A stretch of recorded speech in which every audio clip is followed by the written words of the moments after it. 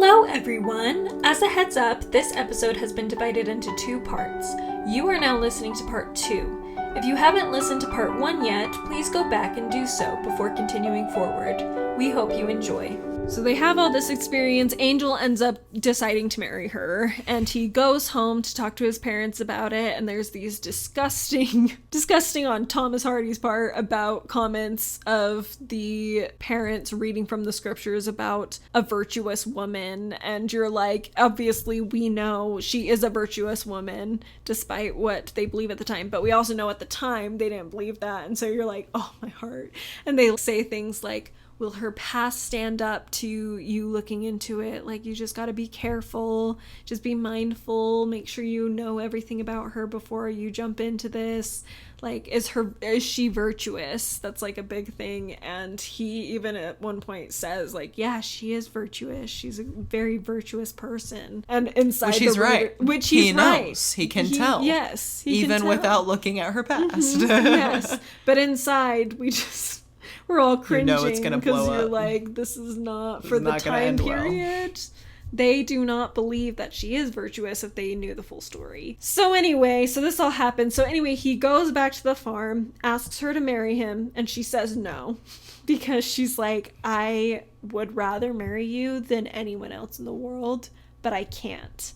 And can't explain either, obviously, because that's a really difficult thing to talk about, especially in the time period. So anyway, he keeps pushing, she keeps pushing back, she's trying to stay strong, but she really does love him, and so it's just this big, heartbroken mess, and then eventually she's like, okay, I have something I need to tell you about my past, and I will tell you this Sunday, and then you can decide if you still want to marry me. And he's like, okay, cool. So they go, and they're getting ready and gearing up, and then she chickens out and ends up just saying that she's a descendant of a wealthy D'Urberville clan, because she had heard from someone earlier that he doesn't like the idea of the aristocracy and like lineal ties that make people feel like they have some sort of power or greatness over other people just because of their family history, where it like doesn't matter anymore. And so she says that, hoping that it will turn him off, and it doesn't. He's like, well, the great things about it is you can take my last name, and so then you won't even have that like hanging over your head or anything.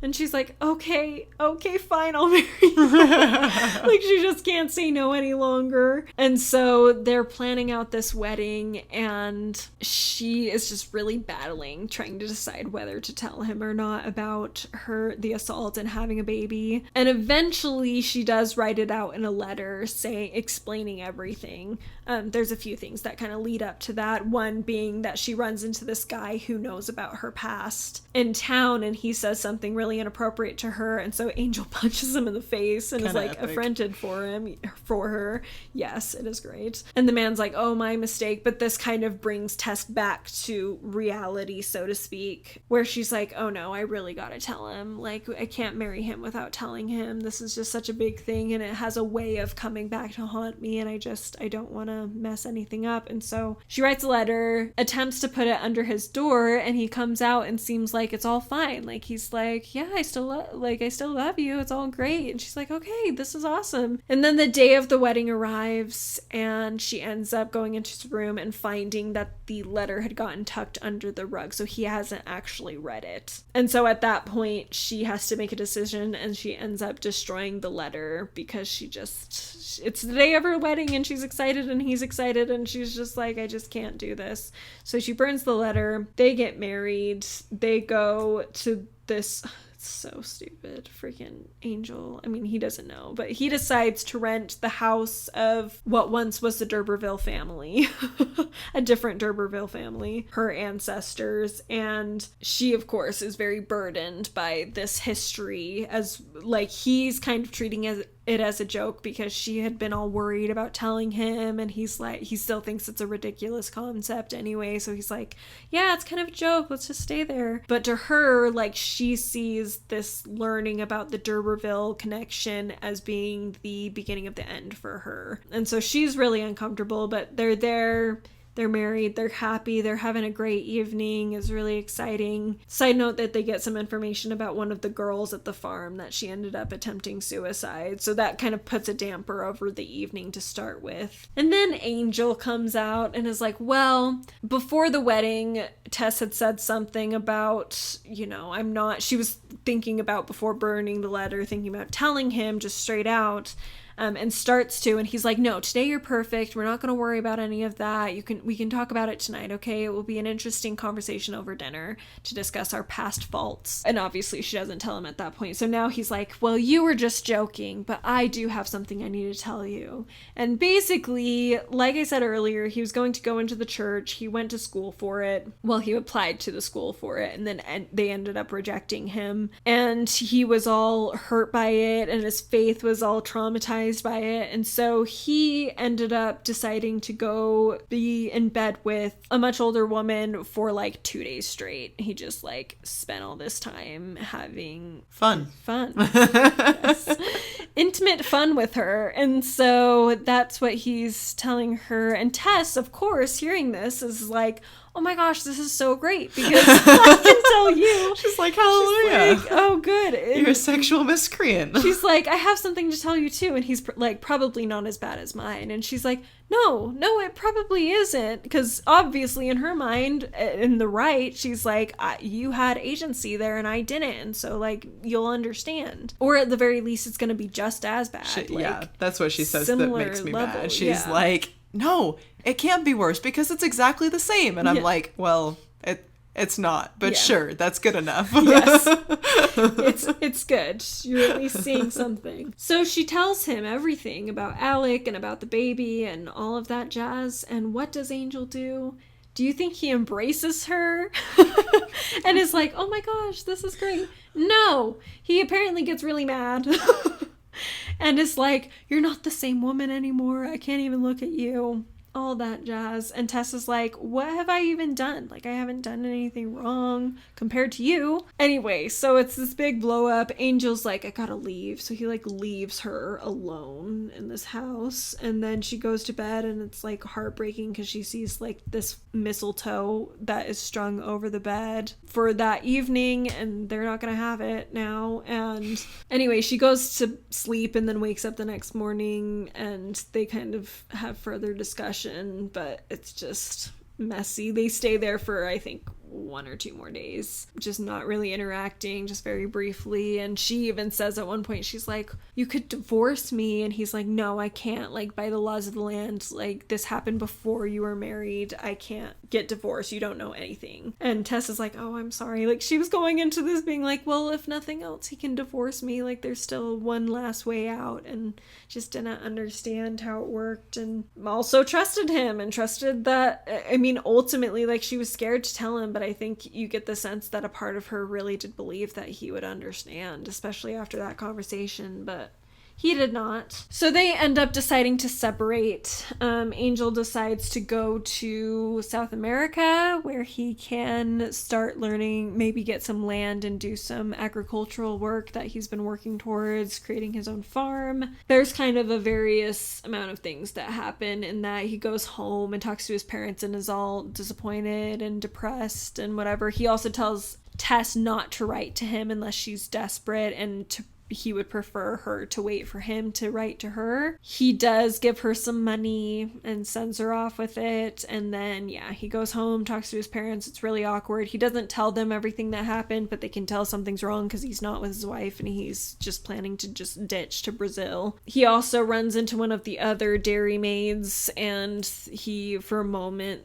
considers and having her go with him to Brazil as acting as his wife. But then she mentions something about how nobody could love him as much as Tess does, and he's like, oh, you're right, I shouldn't do that to her. I won't ask you to come with me. So he changes his mind, which I guess I'm glad that he's humbled for a second and realizes maybe that's not a good idea. But he still goes and just abandons her with no real connection to him. And so Tess is basically back, probably even in a worse place than where she was before going to the dairy farm, where she's not only alone and hurt and ostracized from society, but also is now a married woman whose husband has abandoned her and who also loved him a lot, and he really hurt her. I was gonna try to stop and see if we had any ideas to branch out a little bit into other discussions, but I feel like I do just need to keep going, and we'll get to some other parts that I can discuss a little bit more deeply with the gospel principle. So Tess ends up getting a job. She finds out through Marion, who's one of the other dairymaids, that there's this job for the winter. It's not very great, but it will pay enough. It provides housing, like she can go and do that. So she goes.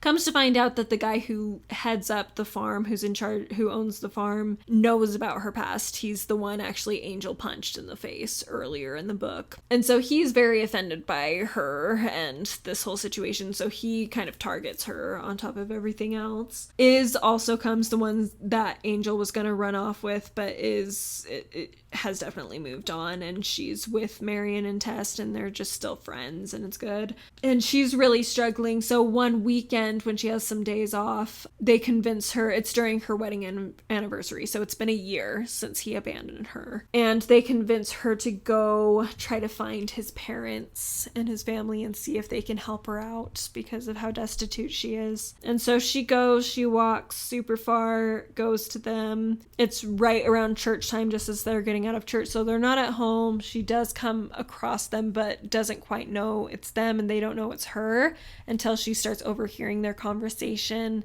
And the brothers kind of say some rude things about her and Angel and their situation that turns Tess off and just makes her feel like they won't understand and feel like she needs to run away. And it's interesting, Hardy brings up, like, if only she had talked to the mom, if only she had had interactions with the mother first, then she would have had a better experience. And I love that focus on and appreciation for the fact that Angel's mother is the type of woman who is very caring and has a sweet and sensitive nature. She loves her children. She wants to take care of them. She's far from neglectful of them. She's the complete opposite of everything Tess knows of in a mother. And so it's so sad that she doesn't make that connection, because I feel like they could have really helped each other. Would the mom had probably struggled with Tess's past? Definitely, based on where they're at. But I think there's just enough heart in her that she would have understood and come to really care about Tess in a way that Tess's own mother really never did. But I think after hearing the brothers' conversation, there's kind of this sense she probably has of, oh, his mom's probably going to be like my mom, because his brothers sound more high class, but still have kind of that judgmental, I can't think of the word, I want to say detrimental, but I don't know if that's quite what I'm going for. But either way, just really disregarding her as a person and just treating her like an object, which is what she's very used to in her life. And so she overhears something that sounds familiar and scares her off, instead of hearing someone or seeing someone who could have really been the opposite of what she's used to and really brought a whole new light into her life. And it's just heartbreaking that life sometimes does that for us. I'm grateful, though, that God really does give us every opportunity to find those kinds of people in our life and to have those kinds of relationships that are really closer to being godlike, or like our relationship with God, than perhaps some others in our life might be. And it's like, it's so true. It's so interesting to think about the fact that this book might have had a much more happy ending if that moment had gone differently. Then after this, we see Tess walking home, and of course she's very sad about how everything went. And she comes across this like revival preacher tent that is up, and she hears a voice that sounds oddly familiar. Goes in and realizes that the voice, the preacher in this tent, is Alec d'Urberville. So awesome. So she, of course, kind of freezes. She's panicked, and then he meets her eyes and recognizes her, and so she runs off. He chases after her, and they have this interaction where she does tell him, like, basically, you're the last person on earth I want to see. Like, I don't want to talk to you. And he's trying to apologize. He's talking about how he's been reformed and that he's different now. And she ends up saying something about how she had his child. And he's like, oh, can I meet him? And she, of course, tells him that he passed away. And Alec is like, oh, I need to do right by you. I'm so sorry, like, being all apologetic. And she's like, look, I don't believe that you're any different, and I don't care. I don't want to be near you, basically, like, get away from me, and just kind of rushes off. Well, after this, Alec decides to find her, and does, and he's still in his preacher's garb, and he basically says, let me marry you so I can make this right. He's trying to convince her to marry him, and eventually she wasn't wanting to tell him about Angel, but she eventually does just say, look, I'm already married. I can't marry you because I'm already married. And he's like, what? How could you marry someone else when you're already basically married to me? Like, this just manipulative, just twisting things around. Like, it's an interesting situation because obviously we learned very quickly that Alec has not really changed. Not in any real way. Maybe in a very shallow way, but not in any deep-seated way because he changes back real fast. But obviously we do believe that people can truly be changed by Christ and it was possible. But also there is kind of this feeling of understanding that even if he had changed, that doesn't necessarily mean Tess has to be around him. No. Like, there's no, and the fact that he feels a need to pursue her like that and convince her and manipulate her by being like, and he also has the gall to keep calling her a sinner or like making it feel like he's gonna save her by marrying her instead of realizing that the reason why she's in this terrible situation is because of him, and like not in a way of like, oh, you can just fix it by marrying me. Like, no, you hurt her on a very deep emotional and psychological level as well as on a social level, which is what he's acting like he's gonna save her from. Anyway, so it's kind of an interesting interaction. He also like keeps talking about how she's so tempting to him and that he can't look at her face because she's too beautiful, like ridiculous stuff. How about you just control yourself and your own thoughts, please and thank you. You didn't have to come anyway.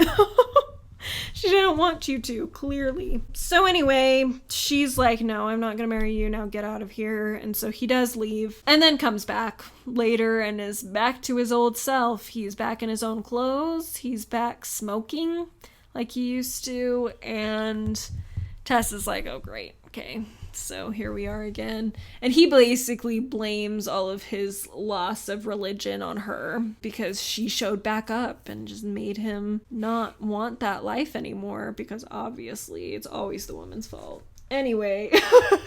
Oh, can you tell I just can't with him? Anyway, so they have this interaction. She ends up smacking him in the face, and it's the best thing ever. I remember reading it the first time and literally cheering. I was like, yes. He keeps pursuing this idea of like, you should marry me. And he's kind of switched gears from like, I'm gonna save you to like, I mean, but like, you're just pretty and I can take care of you. It's back into a little bit more of a worldly way. There's still a sense of I'll save you, but it's very much from like society's bitterness as opposed to the sin and hell and stuff of it all. I guess I'll just say the way he twists religion and the way he says things, like we talked about original sin and the blaming of the woman in the fall of Adam and Eve. He talks about like there's never been such a tempting mouth since Eve, so he's really comparing her to like this downfall. He says, what a grand revenge you have taken. I saw you innocent and I deceived you. 4 years after you find me a Christian enthusiast, you then work upon me, perhaps to my complete perdition. And so he's turning it around, making it seem like she's doing the same thing to him that he did to her, like she's manipulating him and pulling him down into hell, basically the way he did with her, even though it's not even comparison. Then he also says, well, this paradise that you supply is perhaps as good as any other after all. So he's completely just given up on the idea of religion. He's like, it's fine for a pretty face like yours. And then he says, I am not going to feel responsible for my deeds and passions if there's nobody to be responsible to. And if I were you, my dear, I wouldn't either. I just want to punch him in the face so bad. Anyway, so he's basically like, there's no God. And if there's no God, why do I have to care? And it's interesting that this is actually kind of such a idea is shared by so many people nowadays, of this, like, if there's nobody to be responsible to, why should I be responsible for my actions?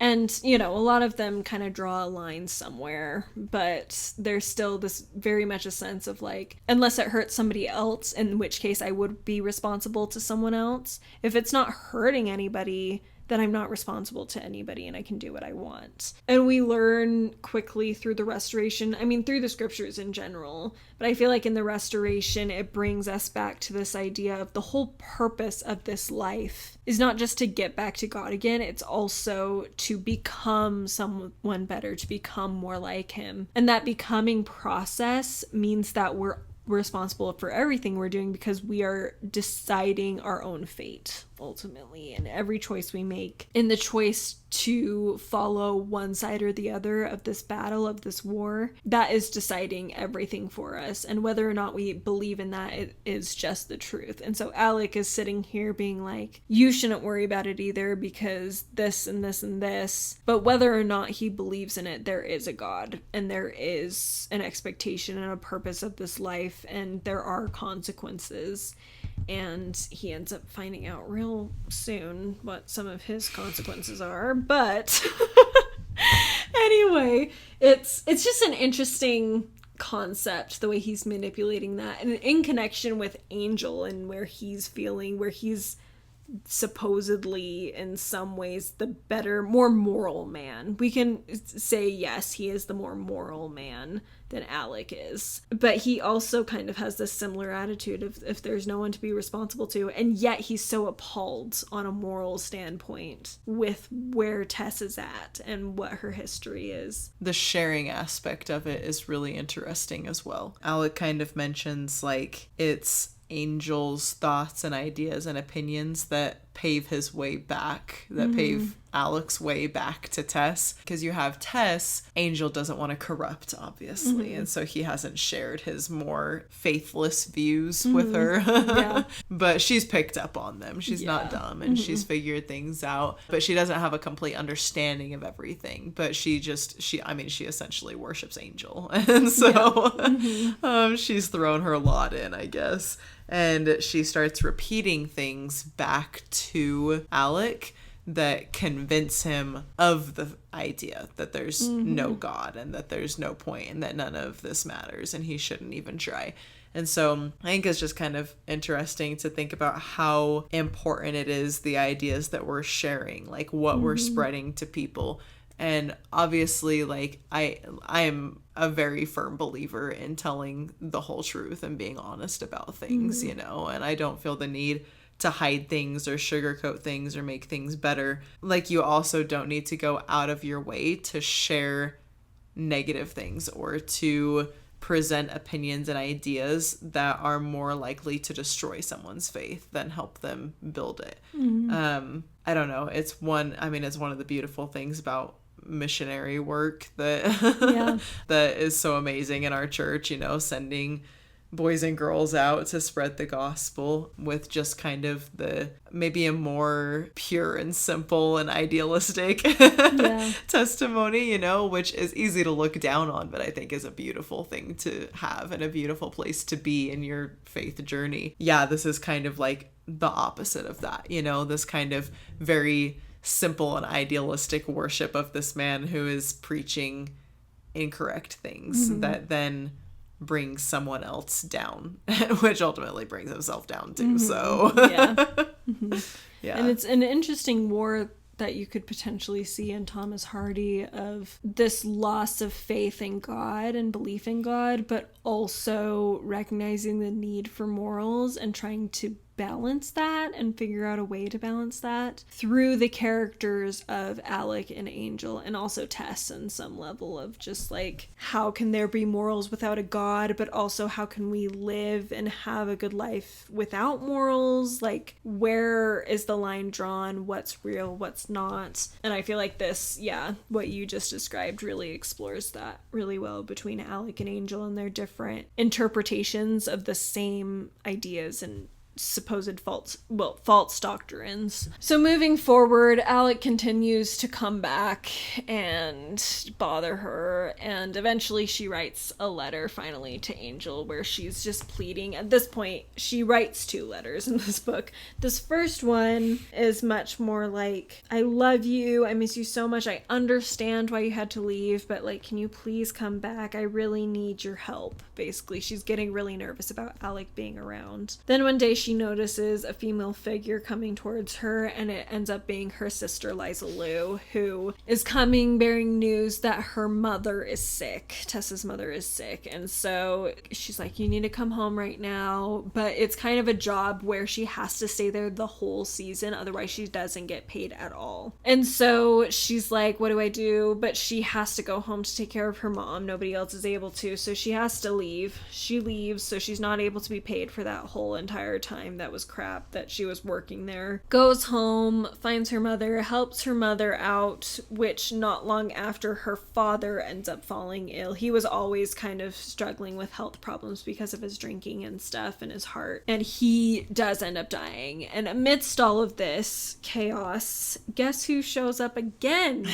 Alec d'Urberville follows her back home. He's just stalking her. And it's at this point, as she's conversing with him one morning, I think it's before her dad actually dies, but when it's getting close and they're really worried about the house, I think. Maybe he has passed away by this point. Either way, it's like when they're still at the house, and he comes to her early one morning, and she's like not even surprised at this point. She's like, okay, awesome. And he's like, come on, I can help you. I can get you out of this mess. Like, I can take care of you. I'm financially able to. And he basically like kind of takes a shot at her husband and is like, just come with me and just forget about your husband.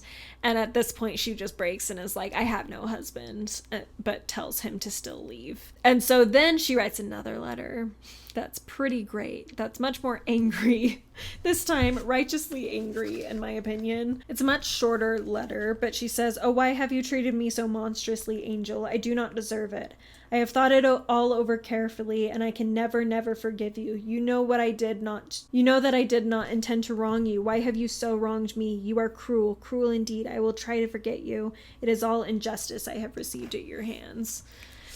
So she's done, and rightfully so. She's like, I think this kind of is the moment, especially after all of these other interactions with Alec and seeing how manipulative he is and how much he keeps pushing her, and her being like, no, I didn't have a choice in this. Like, I am so upset with life in general, and especially Angel, who was supposed to be the person who got me out of this. He was supposed to be the savior. And it's interesting that you brought up earlier the idea of how Tess really worships Angel, and how that just has led her to so much pain and heartache. She chose the wrong person to worship, not realize there was someone else right there who she could have worshipped and who would have actually been able to help her. Christ won't make everything necessarily better immediately. It wasn't like she was suddenly going to have a perfect life, but she could have had that peace. She could have had that healing power of Christ in her life. She could have had the power to move on and to grow and to find tender mercies in her life and little miracles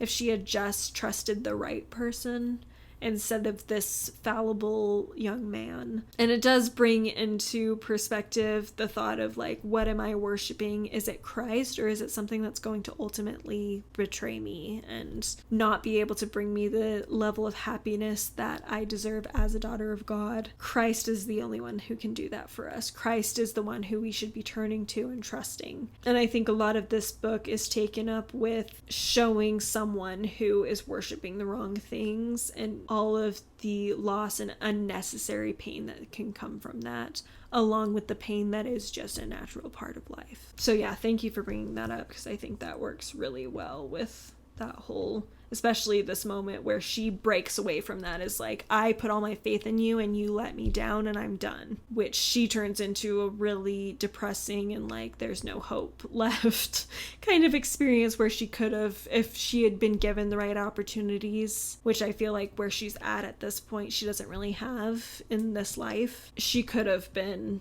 in a much better place and had a much different experience with all of this if she had been in the right place and with the right person. It's really sad. Yeah, it is. I mean, I feel like it can be just so easy to focus on something outside of Christ because like it's harder to see him and to feel him and to recognize him there. And then especially when you put your faith in him and worship him and you don't see those changes and life is still hard and kind of sucks and you know, and it's easy to feel let down by Christ, right? The way that she now feels like Angel let her down.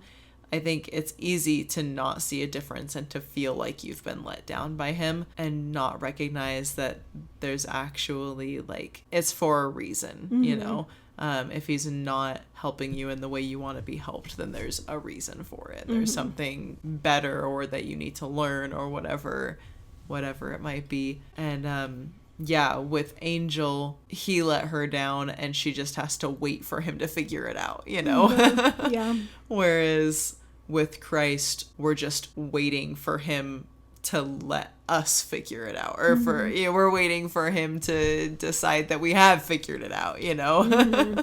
So after the death of Tess's father, they end up losing their home because, first of all, I think the lease is up anyway, but second of all, people in the town don't, and the new landowners, the new house owners, don't like the idea of Tess being there with her history. That's kind of, I think they say they have a couple other reasons, but that's one of them that's kind of brought up, is this concern about her history. And so they get kicked out. It's her, I don't think I've mentioned, she has like 7 siblings, so there's many of them, and her mother, and they leave, and of course Alec follows them because why not? And so they decide to go to Kingsbeer where the D'Urbervilles are buried because their mom decides that's a good place for them to go because they should have kin there willing to help them and it's their lands, so they should go. Ridiculous. Anyway, so they go and they don't really have anywhere to stay. By the time they get there, the place they thought they would have to stay has been sold or rented out, and so they're like, okay, well, we'll just kind of spend the night out in the open air. And Tess ends up wandering into the tomb underneath the local church, and there are several knights, old ancient knights, buried from her family, and she's just kind of pondering on, you know, death and her own life and things like that. And who pops up? Of course, Alec. And so here he is, he starts talking to them, and she basically like tells her to go away, and he basically is like, okay, I will, but I think I'll go talk to your mother and I'm sure she'll be interested to hear what I have to say, because he's been offering money and stuff to help out her family through all of this. And of course Tess is heartbroken, and she says the heartbreaking line, "Why am I on the wrong side of this door?" Ugh. And that same chapter actually ends with Iz and Marion, who kind of had another run-in with her through this journey and seeing Alec again.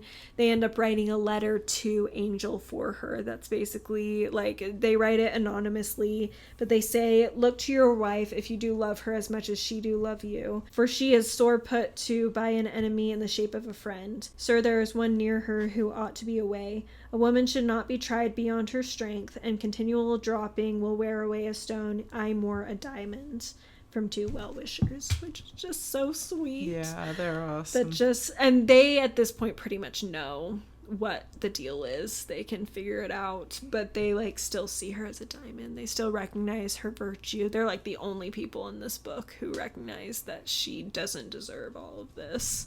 Like, it's just a mess, and that she's still a really good person. So then Angel does return home. He's been really, really sick in Brazil. He got some sort of like yellow fever or something. And when he gets home, of course, he reads the letters from Tess and then the letter from the 2 well well-wishers and is like, oh my gosh, I need to find her. Like, he was already thinking about her and thinking about what he should do with her and whether he should go find her, and this kind of makes him decide, like, I'm going to go look for her. And so he ends up kind of going in some ways through the settings of her story. He goes to her childhood home and sees the grave of her baby and talks to the parson there, and he's like, oh yeah, they left, and he ends up going to Trantridge, where Alec's home is, and that's where he finds her mother and her siblings. And the mom's not willing to tell him where Tess is, which, you know, it's not a bad moment for the mom, I'm not going to lie, where she's like, I think she literally says at one point where he's like,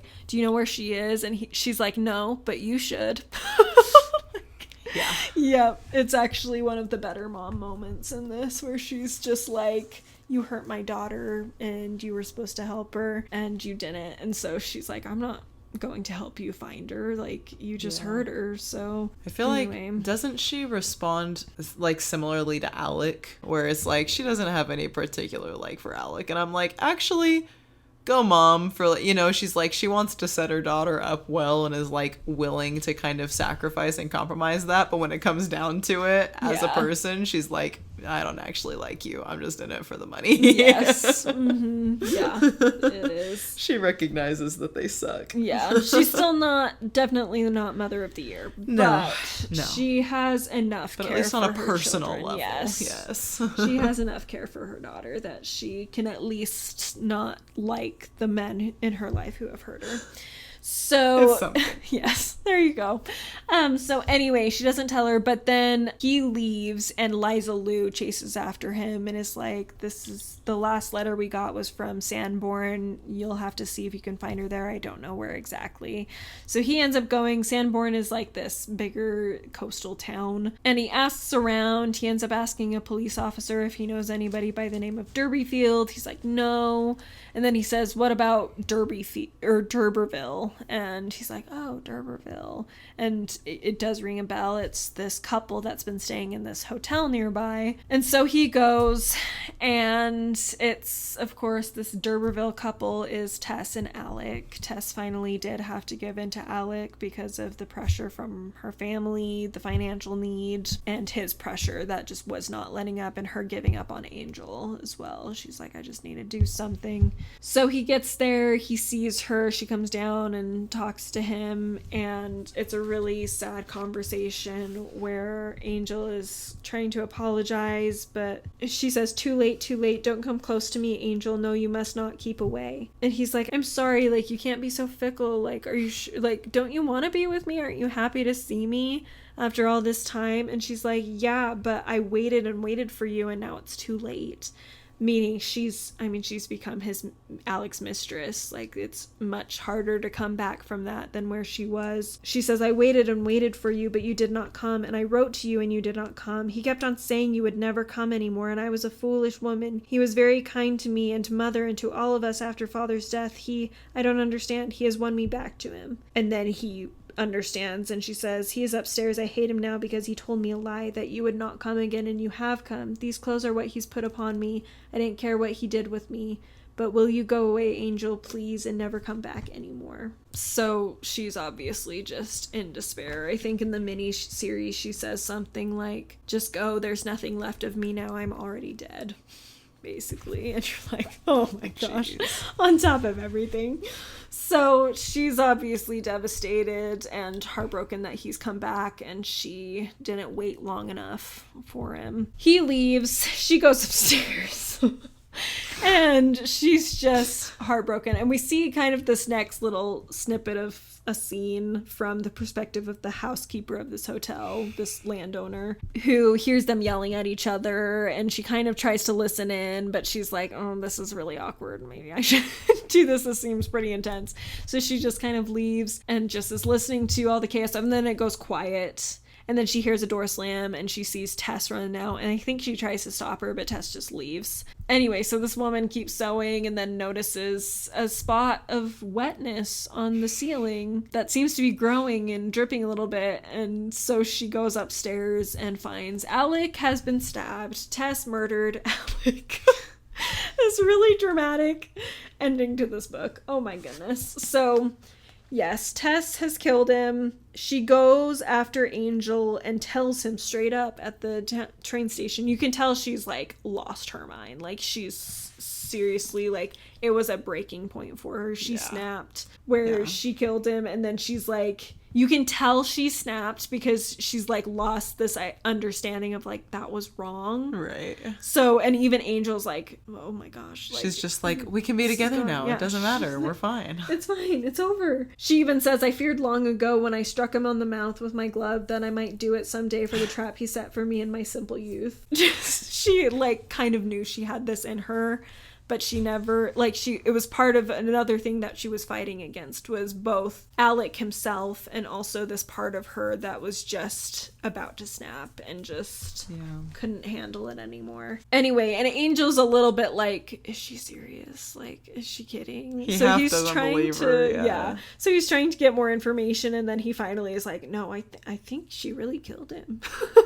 And so he ends up taking her and running off with her. And it feels a little bit abrupt, except there's a part of you that kind of realizes, and I think it kind of describes it a little bit in the narrative, that he just feels so bad because he blames himself for where Tess has ended up, that he's also, like, worried for her anyway, that he just decides to just, like, take care of her. Like, he's like, I didn't take care of you when I was supposed to. So he's, like, trying to make up for it almost. Yeah. So anyway, long story short, they run away for a while. They eventually get to Stonehenge because Thomas Hardy has to make everything extra dramatic by putting her on the altar in Stonehenge where they used to, according to the legends and beliefs at the time, we now know that that probably wasn't the case and what was not what Stonehenge was used for. But at the time, they believed it was used by more pagan religions to sacrifice virgins to various gods. And so she ends up sleeping on this thing that would have been the altar, which is just such an interesting, like, I mean, it's really on the nose and dramatic, like I said, but also in reference especially to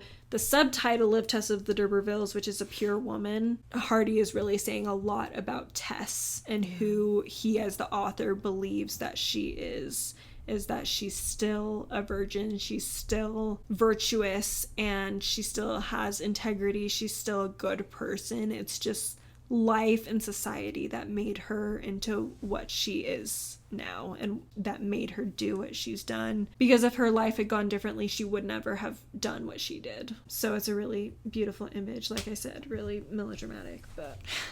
we can respect when this book is really melodramatic, you know? Oh, yeah. And while they're here, they actually have a really interesting conversation, her and Angel, about faith and about life after death and what that means. And she kind of knows, we've mentioned earlier, that he's lost his faith and he has certain ideas that go against the general accepted religion, particularly when it comes to dying. Like, he doesn't believe in life after death. Which is so sad sad right here. And so she says, tell me now, Angel, do you think we shall meet again after we are dead? I want to know. And he kissed her to avoid a reply at such a time. So he, like, doesn't believe it, but he also can't bring himself to say that to her right now. And she says, oh, Angel, I fear that means no. And I wanted so to see you again, so much, so much. What, not even you and I, Angel, who love each other so well.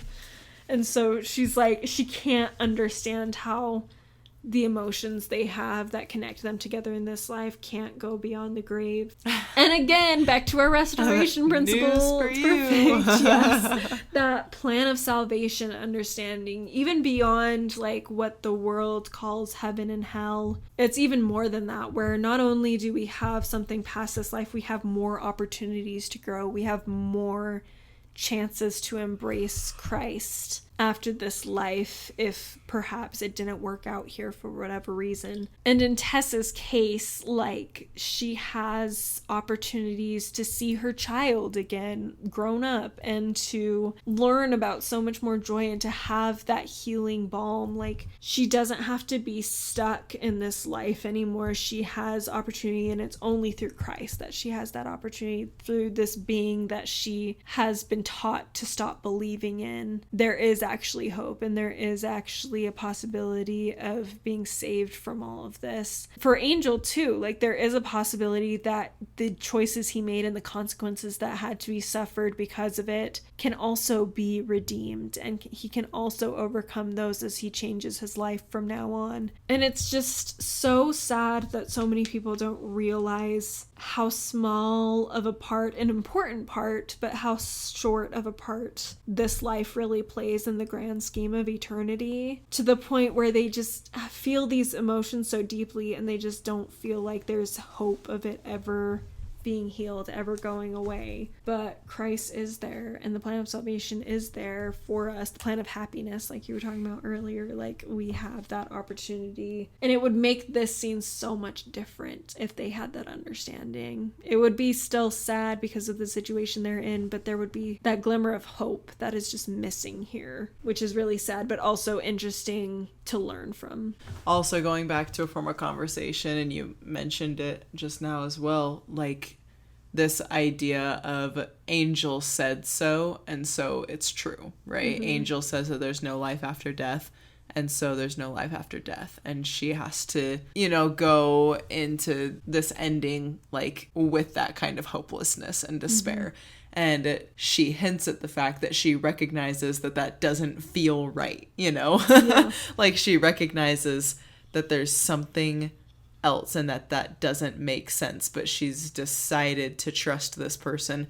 who doesn't have the answers. Mm-hmm. And therefore gets incorrect information and doesn't get that opportunity for peace in this life that she could have had if she would trust that light of Christ that's inside of her, that's guiding her to what the truth actually is. Yeah, I love that, and bringing it back to plan of salvation and the prophets and choosing to listen to the right voices in our lives. In April of 2023, there was a talk given by Elder Alan D. Haney of the 7D. It's called A Living Prophet for the Latter Days. And in it, he says, current conditions in the world have caused some to panic.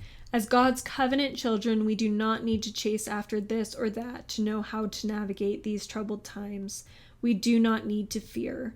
The doctrine and principles that we must follow to survive spiritually and endure physically are found in the words of a living prophet. That is why President M. Russell Ballard declared that it is no small thing to have a prophet of God in our midst. And it's true, like, I think we take it for granted often in the church because it's just what we get used to, and we're used to having a prophet we can listen to. But just imagine all the people who don't have someone like that to listen to trust, and to know and have that revelation from God that this is a person I can trust. We have the blessing of a living prophet who is able to help us be more connected with God as a people, and to understand the truth of the plan of salvation and God's expectations for us and what the purpose of life is.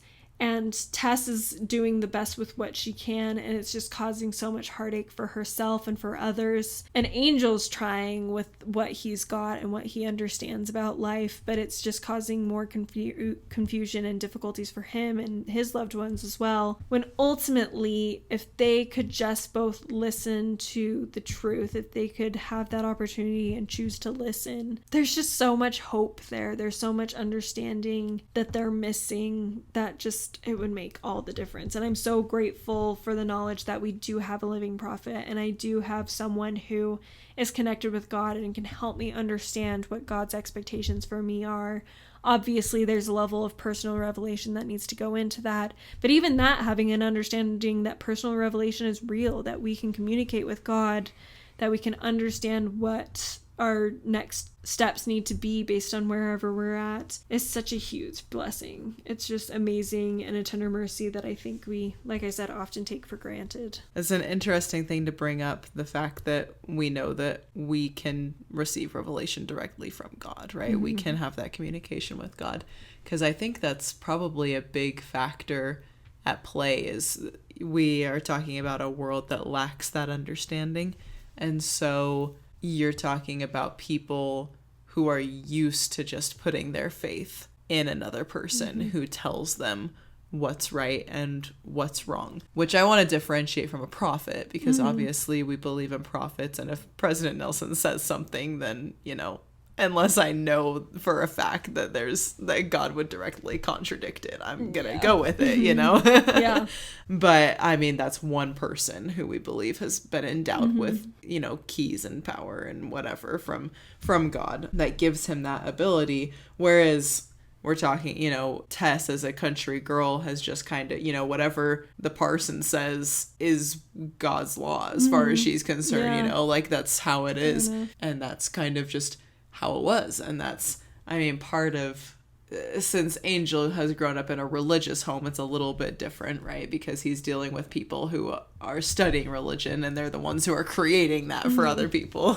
Yeah. And he's fallen away from it. But for Tess, it would be a very, very natural thing. Choose a person as a religious authority and just go along with whatever they say. You know, she's asking the parson, it's not, I know that my child didn't commit any sin and therefore he will be saved. It's trying to convince the parson of that, right? Like, please tell me, like, this has to be true, right? But if he says no, then ultimately she's going to believe no, which is kind of an interesting situation where, like, if we lower it, you know, if a bishop tells me something, I'm going to take that seriously. But if I go home and pray and receive revelation telling me something else, that's actually going to trump whatever a bishop tells me, you know, because we believe in that personal revelation and that personal relationship with God, where God can speak to us and reveal truths to us that they are very much missing. It's a really vital point of the restoration. Yeah, they feel like they have to figure it out on their own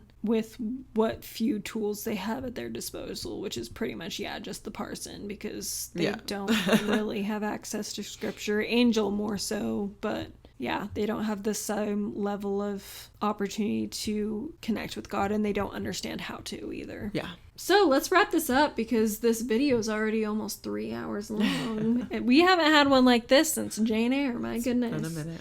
Those chunky Victorian yes, novels. They'll do it. They'll do it. So anyway, after they get some rest, they wake up to find, Angel wakes up first to find they're surrounded by police officers who have come in, found them, and is going to take Tess away. And so she wakes up and ends up being like, okay, I gotta go with them. Sorry. Sorry. Peace. She says, "What is it, Angel? Have they come for me?" "Yes, dearest, they have come." "It is as it should be," she murmured. "Angel, I am almost glad. Yes, glad. This happiness cannot have lasted. It was too much. I have had enough, and now I shall not live for you to despise me." And then she says, "I am ready." And that's how the chapter ends. So again, super sad. It's all so sad. And it could have, again, that unnecessary pain that is caused by that lack of understanding. Pain is part of life and a difficulty. I want to keep reiterating that, because I don't want it to seem like the restoration makes everything perfect. You'll just be happy all the time. Rosy, because Not that's true. not true. But there are unnecessary pains that we don't necessarily have to go through in this life that can be avoided when we have a better understanding of God's plan for us. And there's the "and" that we've talked exactly, about before. Yeah. You can have pain and peace and difficulty and hope, right? Yes. Absolutely. So she ends up getting arrested, and the book kind of ends with a little bit of a more subtle scene, but it holds a lot of weight if you're reading between the lines. So we see two figures on a hill. I did forget to mention, Tess did tell Angel before she left, "I need you to marry my sister Liza Lou when I'm gone, because I need you to take care of her and the rest of my family, and it's just going to work best." And she has kind of the sentimental, like, and then it will be like we never parted from each other, like it will be like we're still connected because you're connected with my sister. And so he agrees, because what is he gonna do? This is all his fault.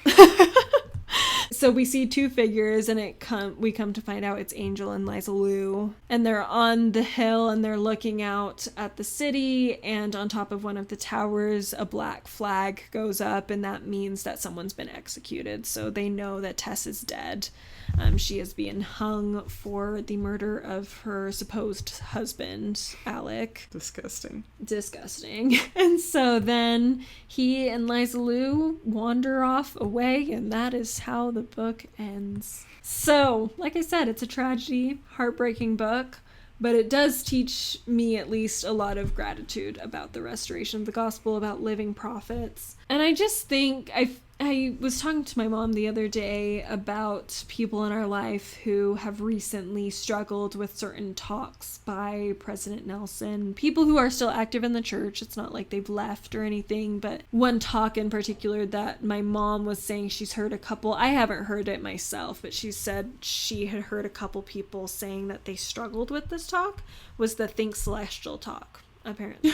I know. Like, our instinct is like, why? I've only heard people love that talk. Yeah, for the most part. But I guess there have been one or two people, including people who, like I said, are active in the church. It's not like they've left even since then, but who really have struggled with it. And I look at the world and how lost and confused people are, and how much conflict there is there, and how much anger, and then I look at President Nelson and I just see like the sweetest man it's not like he has this air of naivete either. Like, he has this air of just being a good-hearted, loving person who understands that the world is tricky and understands that there are things that are hard to deal with, and understands that people are going through things that make it hard to hear some of these messages. But he also recognizes that the only place they're going to find joy is by listening to the words of God.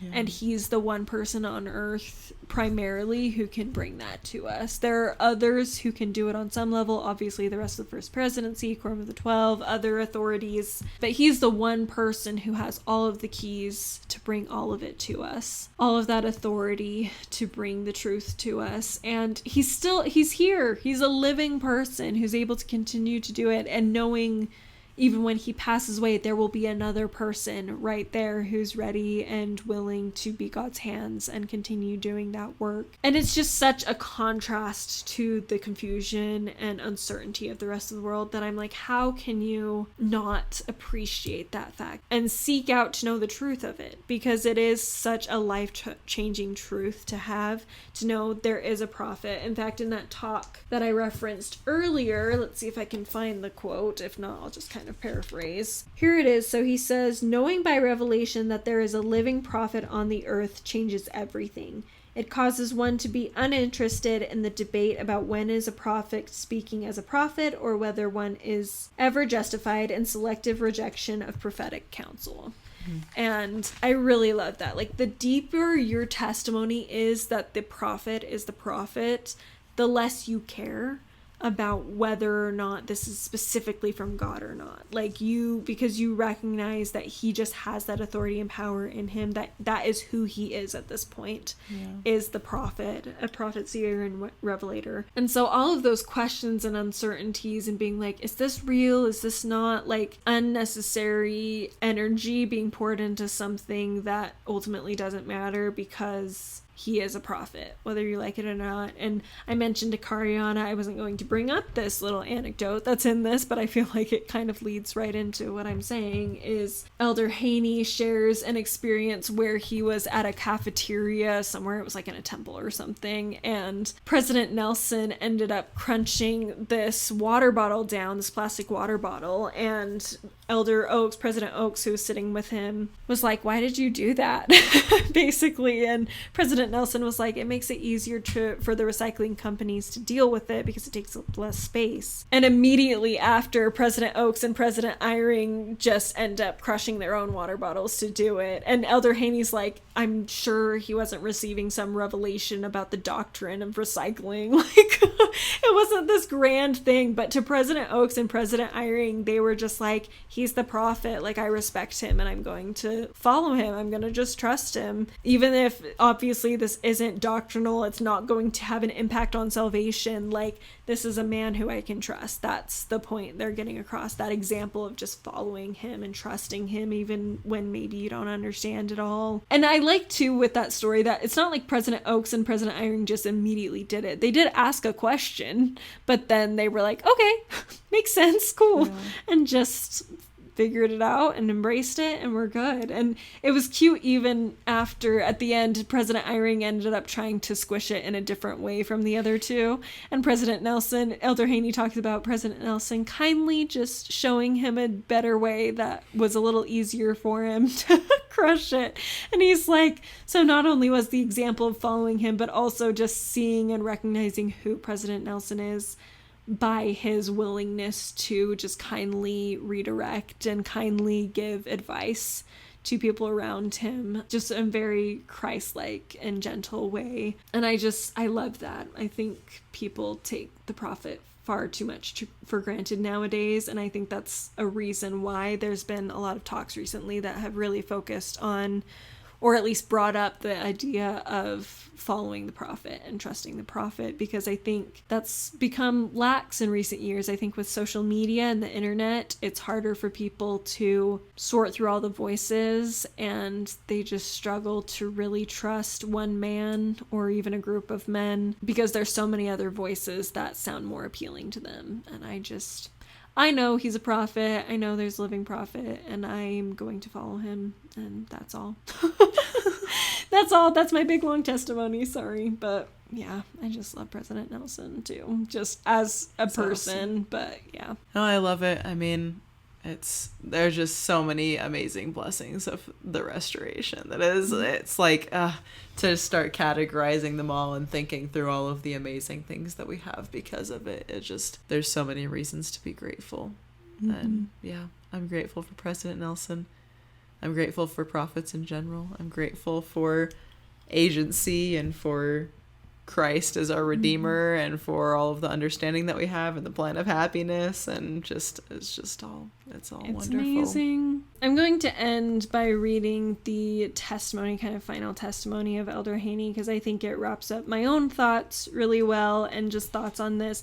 First of all, I do want to say, though, I'm glad that we were able to discuss kind of this really grand topic with this book, because I feel like every time I have thought about this book, there's always things where I'm like, wow, what if I was telling Kariana, I was like, man, what if someone wrote a retelling that was maybe kind of cheesy, but would be really cute, of Tess of the D'Urbervilles, but happening like in 1800s, early mid 1800s in America, where she's able to meet up with the saints and able to learn about Joseph Smith and about the restoration, and to gain that understanding and how different the story really would be if she was able to be in that position instead of where she was at. And so thank you, Kariana, I guess, for letting me talk about this, because it's been something I've thought about for years.